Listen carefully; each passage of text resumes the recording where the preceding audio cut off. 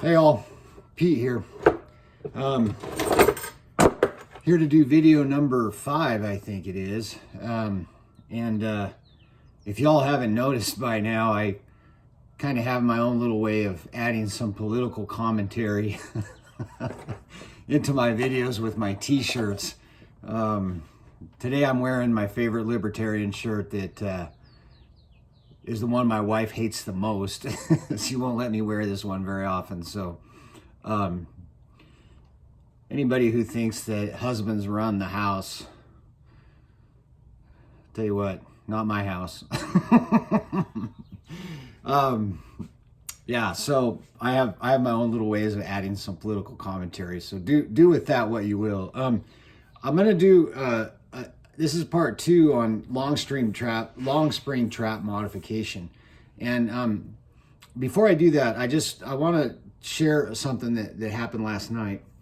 I work as a counselor, and so I really think it's important to raise awareness about mental health. It's a real thing. It's not something that's made up. People that are clinically depressed and stuff, I mean, they cannot pull themselves up by their bootstraps. That's a terrible phrase. And that doesn't mean that there aren't times that people need to get a kick in the ass. That's not what I'm saying. But when people are sick and hurting, they need help. And last night I was talking to a local farmer, someone who works in agriculture, and we were talking about the increasing rate of suicide amongst farmers, mom and pop farmers.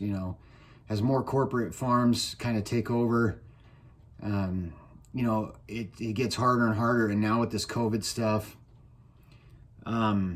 he pointed out to me that, every spring farmers basically go in the bank and pretty much bet on their life, for the next year. And when your back gets up against a wall and you feel like you've got nowhere to go, it can become really easy to stop caring long enough to take your own life. And so, that prompted me to give all my landowners a call and just check in with them. Most of them are elderly, or at least a lot older than me. In fact, most of them my parents taught when they were in high school. So I just called them to check in on them and see how they're doing. They're all doing okay, but they're looking at a hard year. And so I just encourage y'all, if you are trapping on, farms or ranches and stuff like that, and you have landowners that let you do that, or you have neighbors that are farmers or whatever, is just check on them right now. We've had several suicides, here in Idaho with farmers, and I know the Midwest has got a lot of farmers that have committed suicide. So I just encourage you to check on your landowners, make sure they're doing all right. Offer to take them things if they need anything, and watch out for each other. It's not weak to need help. It's never weak to ask for help. So just watch out for each other right now. It's easy to get down. It's easy to get depressed. Mental health is real. And Idaho doesn't always do a very good job of acknowledging that. So I love my state, but that is one of our weaknesses, without a doubt. So take that for what it's worth. Today I'm going to talk about the other kind of modification I like to do on long spring traps, okay? I don't do a lot of modifications. Again, I said in one of my videos, I'm a firm believer in the simpler you can keep things, then the less there is to go wrong. And I don't like to have a whole lot of variables that I have to deal with. I'd rather have something be really functional, even if it's a little uncomfortable, than have something be, really tricky, but have all kinds of crazy crap that can go wrong and add a whole bunch of variables into a situation that can go wrong. So that's one of the reasons I really like long springs too. There's very little that can go wrong with a long spring trap. They're very functional. And so I don't do a ton of modifications. In the first video, I showed you how to put on the pit pans, or the positrip pans as they call them. And they're pans that can be put onto long spring traps that have the old school trap pan on them. And these traps, by putting these pans on these traps, you can put pan tension on a trap. Now, let me explain something real quick.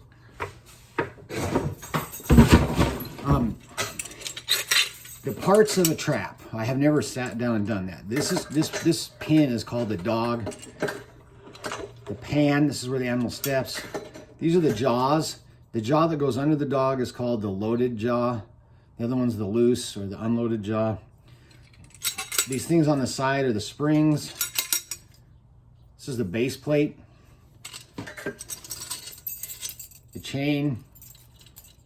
This is a swivel that's been added. And the ring, okay? Now, a lot of times I refer to this whole section right here as the dog. Okay, I know it's technically the pin that is the dog, but I refer to this whole thing as the dog because I don't know what I would call, I guess, the dog support or something. I don't know, but I refer to this whole thing as the dog. And anyway, and sometimes I just call this the pin instead of the dog. These old school pans, again, there's nothing wrong with, I mean, really, there's not. We have overthought this so much. People overthink trapping way more than they need to. The old wolfers and stuff, you know, this is what you were using. And these guys were better trappers than any of us are ever going to be in this lifetime, honestly. Those guys were old school. They were dealing with far less advanced equipment and were amazing because they were experts on the animal, okay, which I'll get into more on another video. But these pans don't have any tension on them. And so there's pan tension and there's pan creep. Pan creep is how much the pan moves before it fires. Pan tension is how much weight it takes to make the trap fire. The reason I put the aftermarket pans on them is because you can adjust the pan tension to as much as you want, and I like to put it up between 3 and 4 pounds. Some guys go as much as 5, which is for coyotes is fine. And then they're night latched, so they're on like a hair trigger. So what that means is that the coyote will, if you're walking into an abandoned house, okay, let's say you're walking into a scary abandoned house when you're a kid, right? You're like, let's go investigate this house. And you start walking across the floorboards and you start to put your foot down and that floor starts to give. If you haven't committed all your weight to it, you can jerk your foot back, right? Because you're like, I don't want to fall through the floor. Same goes for a trap. This trap's buried in the ground. A coyote comes along. He starts to put his foot down and feels some creep, feels the ground start to give. He's going to jerk his foot back. Okay, and so that's where you end up with like coming and checking your traps and you have a coyote toenail in your trap. You're like, you know, there was some creep in the pan. Okay, even if there's no creep in the pan and you like night latch these to where they'll just go, it's still, they haven't committed all their weight to the pan. So I catch lots of coyotes in these traps. I'm not saying you can't do it, but the pan placement becomes everything. And sometimes I like to go, well, I think pan placement is very important, yes, but sometimes it's nice to have a little bit of an edge. And that's where those tension on the pans and the night latch can come in, because when you put 3.5 pounds or 4 pounds or 5 of pan tension on one of these traps, the coyote puts his foot down and it doesn't give, right? So he goes ahead and commits his whole weight, and then because it's night latched, the bottom just drops out from under his foot. So he's committed his weight to that foot, and then the bottom drops out, and there's no place for him to go. He can't jerk his foot back and beat the trap, especially a 4 or a 5 that have wider jaws to catch. But 3s are great too. I use tons of 3s. I always say that.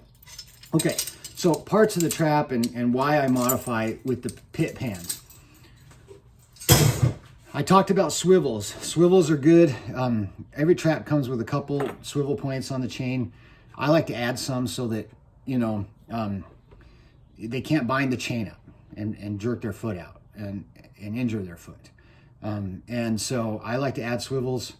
That doesn't mean if you don't add swivels, the animals are going to injure their foot. It's just more swivels make it harder for the animal to bind the chain up and start jerking, trying to pull their foot out, okay?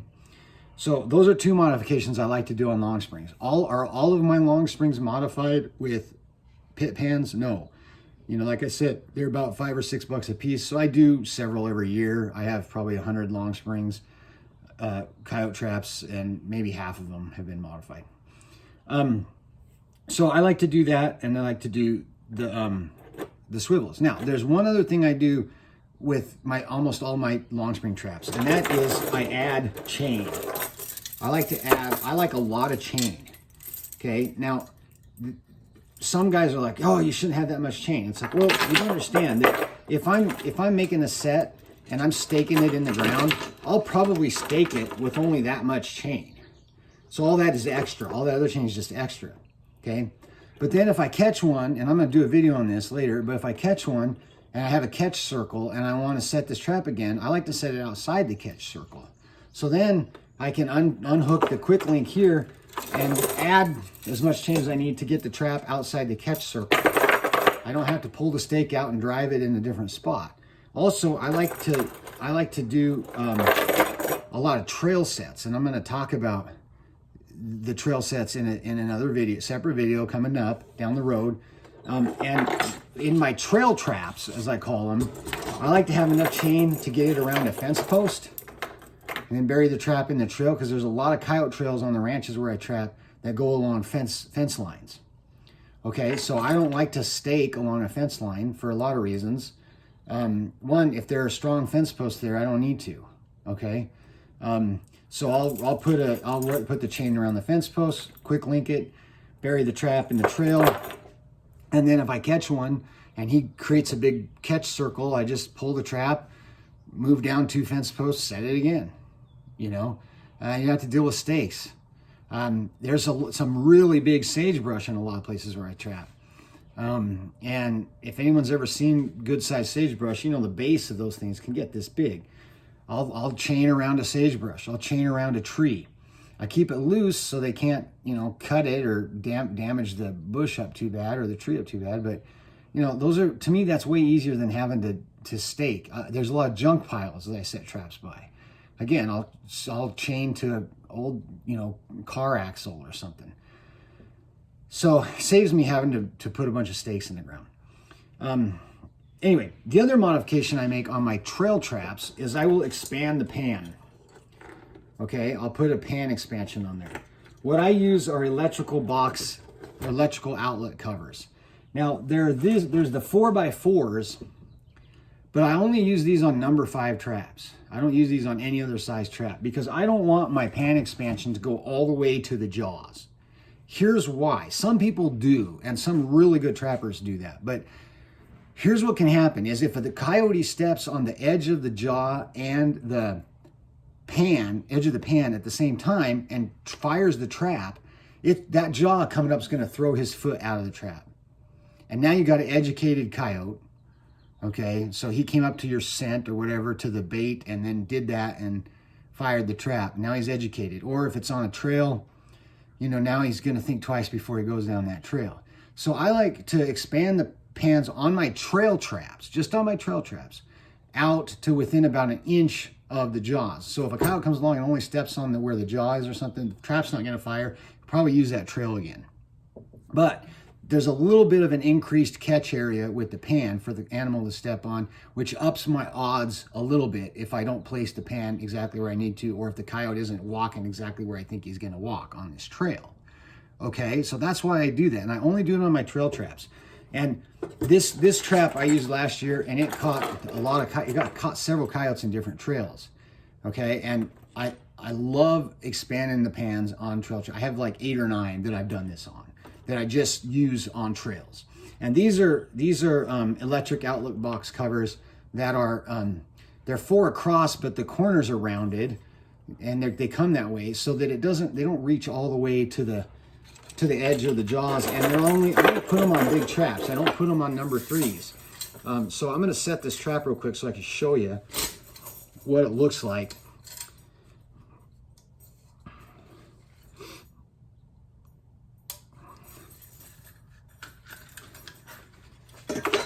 Okay, so you see, like the pan doesn't go all the way to the jaws, but I've increased my catch area enough to give me a little bit better odds. Does that make sense? So pan placement's still important, but I've increased my catch area a little bit.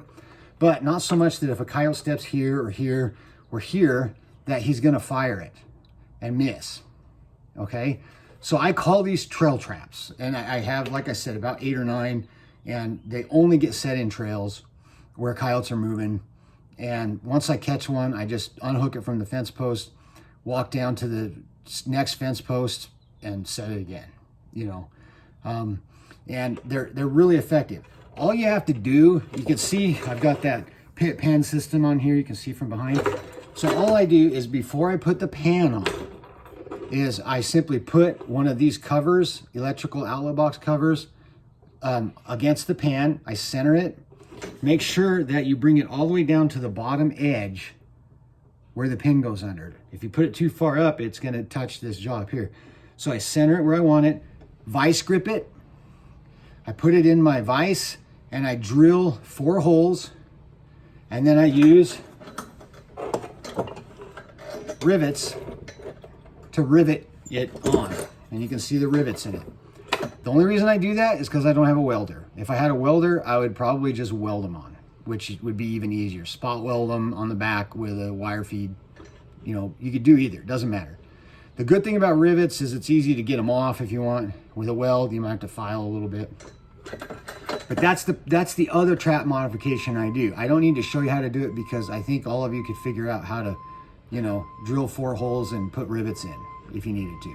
But they're electric outlet box covers. I get this size out. Usually I check my local hardware store first.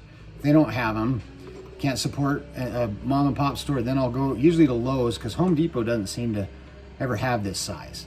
Okay, that's the other trap modification I do on only on my trail traps. All the traps I use for dirt holes and other stuff, I just use the regular size pan, the pit pan on there, or the stock pan that comes with it. I don't do this on my dirt hole sets and stuff like that. This is only on the traps I set on trails, okay?